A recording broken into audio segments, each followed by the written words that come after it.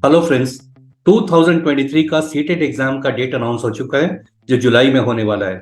क्या हो गया एग्जाम का पैटर्न?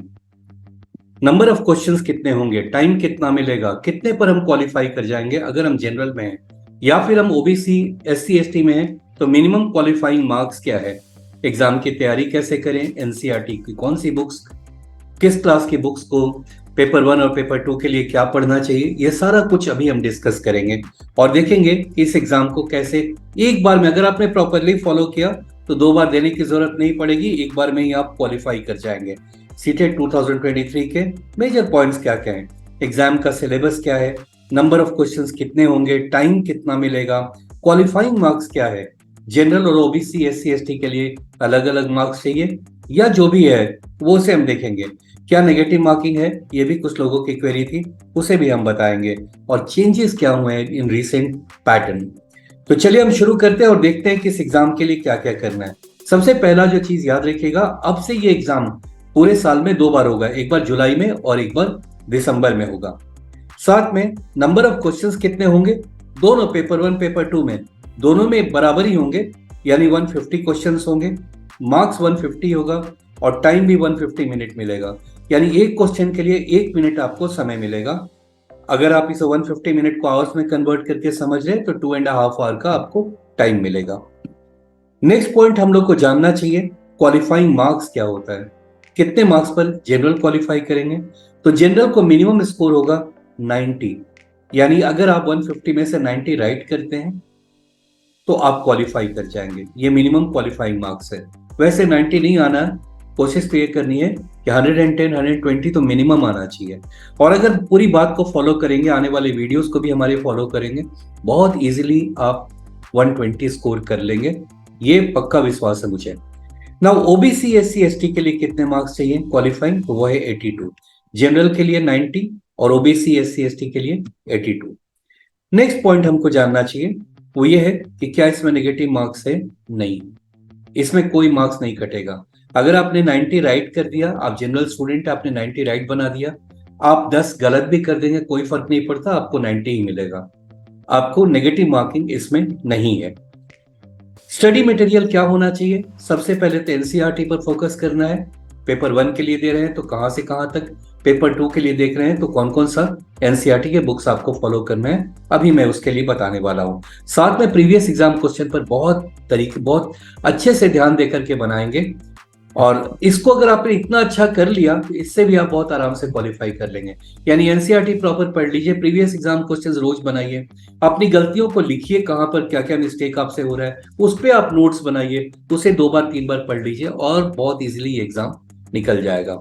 चलिए आगे हम देखते हैं इसमें और क्या क्या है। पेपर वन में जैसा मैंने बताया कोई नेगेटिव मार्किंग नहीं है, टाइम वही है, 150 क्वेश्चन आएगा, 150 मिनट मिलेगा आपको, 150 मार्क्स होगा। ओके, इसमें 5 सेक्शन होंगे, एक है और फर्स्ट से फिफ्थ के लिए होता है पेपर वन, क्लास फर्स्ट से लेकर फिफ्थ क्लास तक के लिए। नाउ चाइल्ड डेवलपमेंट पेडागोगी होगा, राइट, इसमें मार्क्स होंगे 30 मार्क्स का सीडीपी आएगा। और आपने ठीक से अगर पढ़ लिया, कोई बहुत मुश्किल चीज नहीं है, कहां से पढ़ना है हम बताएंगे आपको, और बहुत आराम से ये इसमें आप काफी हाई स्कोर कर लेंगे। मैथ्स में 30 क्वेश्चन आएगा जिसमें क्वांटिटेटिव क्वेश्चन होंगे 15 और 15 होंगे पेडागोगिकल। और अगर आपने सीडीपी यहां पे अच्छे से पढ़ लिया इस पार्ट में, अगर आपने, मैं अभी आपको ये बता देता हूं,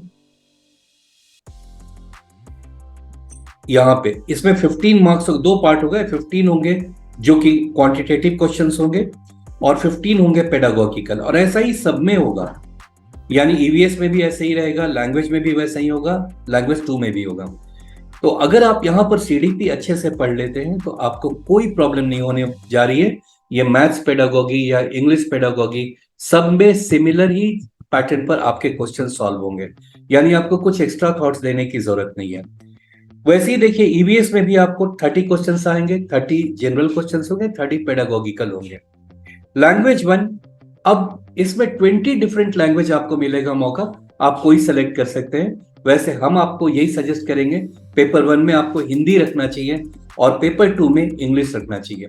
और एवरीडे अगर आप इस पे कमांड करना चाहते हैं लैंग्वेज के लिए, चाहे आप पेपर वन या पेपर टू के लिए, तो डेली बेसिस पर आप अनसीन पैसेज या इसे आप कॉम्प्रिहेंशन कहते हैं, वो बनाना चाहिए आपको, और उसकी प्रैक्टिस करते रहे। ग्रामर का कोई खास वैल्यू नहीं है, स्पेशली इंग्लिश में ग्रामर बेस्ड नहीं आएगा। प्रोज आएगा आपको, पोइट्री भी नहीं होगा। दो बड़े बड़े प्रोज होंगे बट अच्छे साइज के होंगे, आप उस पर प्रैक्टिस करेंगे, स्कोर हाई हो जाएगा।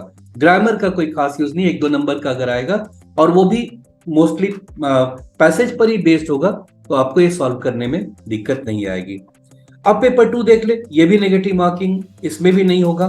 6 से लेकर 8 तक के क्लास के लिए, और 6 से 8 तक का एनसीईआरटी लाइन बाय लाइन आप पढ़ लीजिए, और उसको एकदम से उसमें क्वेश्चन कैसे हो सकते हैं उसको देखिए, प्रीवियस एग्जाम क्वेश्चन देखिए और तय रखिए, इतना काफी होगा आपके लिए। वैसे ही देखिए, इसमें भी 150 क्वेश्चंस होंगे, 150 मार्क्स का होगा, और 150 मिनट आपको मिलेंगे। सीडीपी 30 क्वेश्चंस होगा इस पे। लैंग्वेज 1 और 2 वैसे ही हिंदी और इंग्लिश, और इसमें भी 30 क्वेश्चंस होंगे, और इसमें भी जनरल क्वेश्चंस होंगे और पेडागोगिकल क्वेश्चन होंगे। 15 जनरल, 15 पेडागोगिकल। नाउ मैथ्स और साइंस, अब यहां पर जैसे पेपर 1 में 5 सेक्शंस है, इसमें 4 ही होते हैं, लेकिन जो फोर्थ है ना, उसमें 2 पार्ट हो जाता है। तो या तो आप फोर्थ में या तो मैथ साइंस ले, या फिर आप सोशल साइंस ले, जिसमें हिस्ट्री, ज्योग्राफी, पॉलिटी आता है।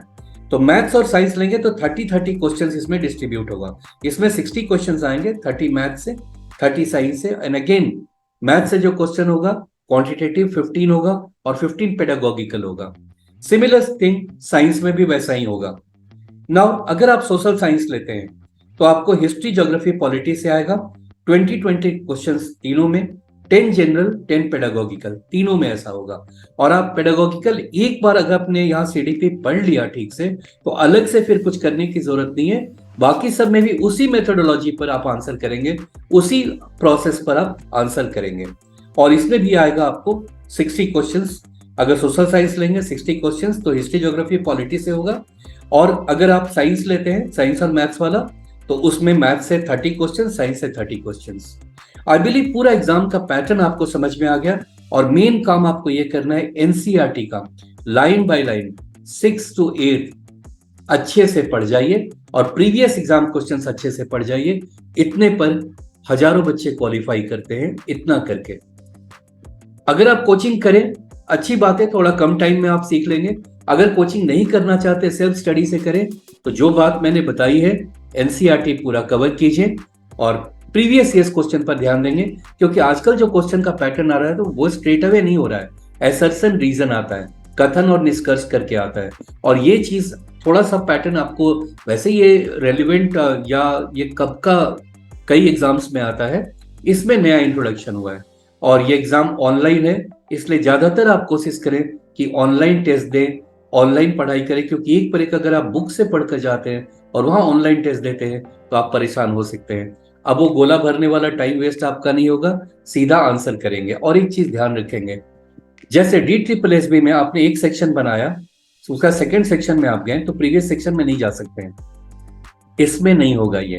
सीटेट में अगर आप आगे बढ़ गए, पीछे के क्वेश्चन फिर आप करना चाहते हैं, चेंज करना चाहते हैं, वो बहुत आराम से हो जाएगा। तो ये कुछ चेंजेस भी थे जिसको आप ध्यान में रख करके प्रैक्टिस कीजिए, तैयारी करिए, इतना काफी है आपके लिए।